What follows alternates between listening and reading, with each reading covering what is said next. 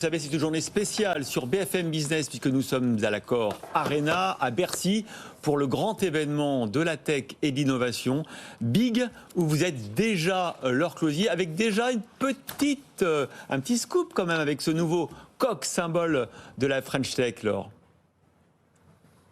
Absolument, on va vous dévoiler un nouveau coq. Vous savez à quel point les coqs, c'est important pour la BPI. On est ici effectivement à Big, le plus gros événement business d'Europe. Nicolas Dufour, que vous êtes déjà avec moi. Prenez votre micro, on va parler de ce nouveau coq dans un instant. Mais je vous donne quand même le sommaire parce qu'on va parler bien sûr de l'événement. On va aussi parler transition énergétique avec Sébastien Petit-Huguenin de Paprec et Nicolas Goldberg. On parlera également jeux vidéo avec la patronne de Coven. Et puis on sera avec un champion de MMA qui investit lui aussi dans la French Tech française. Nicolas Dufour, bonjour. Bonjour. C'est votre événement, c'est votre grande fête. Il y a beaucoup de bruit ici, il y a les tam-tams, ça commence à se remplir. Big, 9e édition, édition de la fierté. Oui, chaque année il y a un thème. L'année dernière c'était la métamorphose. L'année d'avant c'était la singularité de l'entrepreneur. L'année d'avant c'était ensemble, le collectif, etc. Il y a eu la liberté aussi. Cette année c'est la fierté, effectivement. La fierté de quoi? De faire partie d'une équipe. Il y a un côté dans ce que vous avez essayé de développer avec Big à la BPI, les équipes innovation, les équipes industrie, avec ces fameux coqs. Il y a un nouveau coq aujourd'hui. Oui, tout à fait. La fierté, c'est toujours collectif. Quand on a réussi quelque chose, on a toujours envie de remercier de quelqu'un, quelque chose, la vie. Et en général, tout d'un coup, on remercie ses équipes, le collectif avec lequel on a été. Donc là, on lance un nouveau coq, effectivement. Alors, il est jaune, celui-là. Vous l'avez ? Ouais, on le voit à l'antenne, pour ceux qui nous écoutent à la télévision. En radio, je l'ai décrit, il est jaune avec une cocarde, un bandeau comme les Miss France, bleu, blanc, rouge. Exactement, donc il est puissant ce coq. Ah oui. Voilà, donc ça c'est le coq qui incarne toute la communauté des créateurs d'entreprises en France. Parce que BPI France, bien sûr qu'on finance les très gros, on finance les moyens, on finance les startups, et puis on finance toute la création d'entreprises en France qui sont dans les quartiers de la politique de la ville, dans les territoires, euro par euro, de gens qui créent des toutes petites choses, de 2 salariés, 3 salariés, et il y en a 1 million par an. Et ce que nous souhaitons, nous, c'est que sur ce million, il y en a à peu près 200 000 qui sont en train de créer des entreprises qui vont être pérennes. On voudrait doubler ce nombre-là. On voudrait doubler le nombre d'entrepreneurs, donc d'entreprises pérennes en France. On pense qu'il n'y en a pas assez. On pense que l'entrepreneuriat doit s'installer au centre de la société française, dans l'imaginaire français. Et tous ces jeunes, ou moins jeunes d'ailleurs, femmes et hommes, puisque les créateurs d'entreprises, c'est 50-50, hommes-femmes, partout en France, peuvent être incarnés par cette promesse du coq. C'est pour ça qu'il est bleu, blanc, rouge, c'est que c'est vraiment la France. Il est puissant, celui-là. Mais vous pensez vraiment que c'est possible dans l'état du financement tel qu'il est aujourd'hui, avec des taux d'intérêt qui ont monté, des investisseurs qui regardent désormais plus la rentabilité que l'hypercroissance? C'est toujours possible, ces chiffres, de doubler le nombre d'entrepreneurs? C'est tout à fait possible. Vous savez, les entrepreneurs qui se créent, donc là, mettons Madame X qui décide de créer une petite boutique de traiteur, ou de couture, ou de tout ce que vous voulez. Je parle de tout petit commerce là. Elle va aller chercher un prêt d'honneur à taux zéro, bonifié. C'est la France. Donc on a une offre pour ça. Et alors on va en faire des dizaines de milliers des prêts à taux zéro comme ça. Ensuite, elle est accompagnée par des coachs, en fait, des accompagnants qui viennent des réseaux associatifs que nous finançons. Nous finançons 300 associations. Ils ont 80 000 bénévoles qui viennent accompagner les créateurs d'entreprises partout en France. Et notre objectif avec le plan Quartier 2030, qui a été annoncé par le président de la République à Marseille, c'est que dans les quartiers où il y a une énergie de dingue, vous allez le voir tout à l'heure, ils seront là. Ici, il y a déjà beaucoup d'énergie. Déjà beaucoup de tam-tam, il y a déjà beaucoup de bruit. Eh ben, l'objectif, c'est de faire 100 000 entrepreneurs dans les quartiers de la politique de la ville dans les 5 ans qui viennent. Et c'est possible. Bon, alors aujourd'hui, je le disais, c'est quand même un endroit où on fait du réseau à Big, où on rencontre. Il y a Alain Spect qui est là, il y a des prix Nobel, il y a Xavier Niel, il y a des patrons, il y a le président de la République qui a enregistré un mot, il y aura Bruno Le Maire. Ça sert à ça, c'est s'échanger des numéros de téléphone et à pitcher presque à ceux qu'on croise. Absolument. Ici, il n'y a pas de barrière VIP. Tout le monde se mélange. Et donc, vous pouvez être absolument certain, si vous venez au Big, vous allez faire des sacrées rencontres. Alors, de toute façon, il y en a qui savent et qui viennent tous les ans. C'est le rendez-vous. Il y a énormément d'entrepreneurs de province qui viennent se retrouver. Et puis, il y a toutes les communautés. Donc, toute la French Fab française se rassemble, la French Touch française se rassemble, les gens se retrouvent. Ensuite, il y a quand même 300 conférences avec 1000 intervenants qui sont le top du top sur les sujets les plus complexes. Et donc, c'est pour ça qu'il y a une très grosse audience sur Internet aussi. C'est que 75 000 inscrits. 75 000 inscrits, plus tous ceux qui ne viennent pas et qui sont sur Internet. L'année dernière, c'était 10 millions. Des millions. C'est des millions. Des millions de gens qui s'intéressent. Non, mais c'est fou. Mais non, mais il y a une communauté business importante. Si vous voulez avoir la meilleure conférence sur le quantique aujourd'hui, vous allez sur la conférence quantique du Big aujourd'hui. Bon, cet écosystème, il vous inquiète pas quand même? Moi, je vois sur le plateau de BFM Business, on le voit avec Christophe Jacubizine, des boîtes qui ont du mal, notamment à lever des fonds sur les petites levées. Les levées autour de 10 millions ont un peu disparu. Les grosses autour de 50, on en a encore. En dessous, c'est compliqué. Alors ça dépend. Dans la deep tech, par exemple, au premier semestre, ça a très bien levé. Oui, si vous avez IA dans votre nom, ça marche. Mais pour le reste... Non, pas seulement IA. Non, tout ce qui est objet complexe, microfluidique, le quantique, effectivement, a très bien levé. Bon.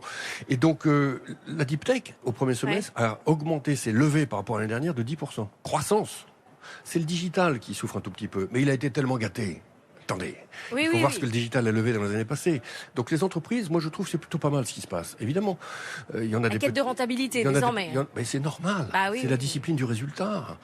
C'est indispensable. Et donc ils sont en train d'y venir. Et ils le disent d'ailleurs. Ils découvrent que c'est quand même pas mal de gérer une boîte qui arrête de recruter 50 personnes par mois. Parce qu'il y a un moment, il faut se poser aussi. Il faut délivrer. Il faut délivrer. Et donc il y a quelque chose qui est en train d'infuser dans la French Tech française qui est extrêmement fort et qui va faire des entreprises qui seront musclées. On entend quand même le secteur de la santé râler. On a eu Carmat, on va en reparler dans un instant, mais on a quand même pas mal de startups de la santé qui disent « Moi, je trouve pas les financements en France. On s'intéresse qu'à l'intelligence artificielle. On s'intéresse plus à la santé. Il faut que j'aille chercher des financements aux États-Unis. C'est plus simple. » On était donc avec le patron de Carmat la semaine dernière. Il a beaucoup râlé contre la BPI qui ne le pousse pas. On l'écoute et vous allez réagir derrière. D'accord. On veut faire de la santé en France. Je pense que c'est un message qui est clair, qui est porté par tous. Industrialisation et indépendance en santé. Je pense qu'on fait rien pour ça et c'est ça qui est insoutenable parce que ce qui est intéressant pour pouvoir travailler tranquillement, c'est avoir un horizon lointain. Et si vous regardez toutes les opérations qui ont été faites en France depuis plus d'1 an, c'est un désastre en santé. Et c'est la chronique d'une mort annoncée. Moi, quand j'ai commencé ma carrière, les gens voulaient investir qu'en santé. Bon, maintenant, la santé, c'est pas assez rapide, etc., etc. Les retours sont pas garantis. Donc, c'est clair que les investisseurs boudent la santé. Et je pense que quand il y a un problème d'offre et de demande sur le marché du financement, et si ça fait partie d'une thèse stratégique d'une nation, eh ben, il faut aider. BPI, Carmat, ça ne matche pas. Mais ça, c'est la vraie vie, ça. C'est-à-dire que Carmat a bénéficié de beaucoup de subventions publiques, énormément. Ensuite, BPI a investi dans Carmat. C'était il y a à peu près 7 ou 8 ans. Et puis nous avons vendu. Nous sommes sortis. Et ce qu'on peut dire, c'est que on n'a jamais été complètement d'accord avec le management de Carmat. Vous y croyez pas, quoi? Sur la manière de gérer la boîte et sur les perspectives, surtout. Voilà. Donc, on est un investisseur professionnel. Vous savez, je ne sais pas si les gens le savent, ça. C'est un sujet de fierté, d'ailleurs. Au premier semestre, la BPI est le numéro 1 mondial en nombre de deals equity. Vous imaginez le nombre de deals qu'on fait. Donc, vous avez le droit de pas investir dans Carmat. Et donc on a le droit de pas investir dans Carmat. On peut pas investir dans tout non plus. On va pas nationaliser l'économie française. Les équipes de BPI France dans le secteur de la santé ont un différend avec Carmat. Voilà. Donc c'est normal. Alors pour le reste, la santé. On investit énormément dans la biotech, dans la medtech. On investit énormément dans l'IA de santé. Avec des très belles boîtes françaises. Maintenant, il y a quelque chose qui est tout à fait réel. Et d'ailleurs, c'est un des sujets pour Carmat. C'est la raison pour laquelle aux États-Unis il y a un écosystème plus favorable, c'est que le système de santé achète l'innovation. Et il l'achète cher. Le système de santé français, qui est confronté à des déficits très importants, il est en fait complètement budgétaire et on peut le comprendre. J'ai vécu ça, moi, il y a 30 ans, c'était mon job. Donc c'est très difficile de vendre l'innovation française au système de santé français. Ça, c'est vrai. Un de vos chevals de bataille depuis que vous êtes chez BPI, c'est la démocratisation du private equity. C'est de faire en sorte que chacun découvre, les gens ne savent parfois même pas que ça existe, qu'ils peuvent investir dans des boîtes. Vous avez lancé des fonds ouverts à l'ensemble de tous les particuliers. Et il y a cette enquête du parquet national financier qui vous accuse de conflit d'intérêts parce que vous et des salariés de BPI avez investi dans ce fonds. Est-ce qu'il y a conflit d'intérêts quand on fait ça ? Ou est-ce que c'est juste y croire? Alors d'abord, précision, le parquet financier nous accuse de rien. Donc qu'est-ce qui se passe? Il y a une enquête ouverte.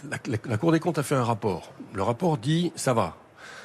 Mais la Cour des comptes, c'est un petit ministère de la Justice. Il y a les magistrats et il y a le parquet. Le parquet de la Cour des comptes dit, ouais, bon, ça va, on va quand même vérifier et on envoie un signalement au parquet.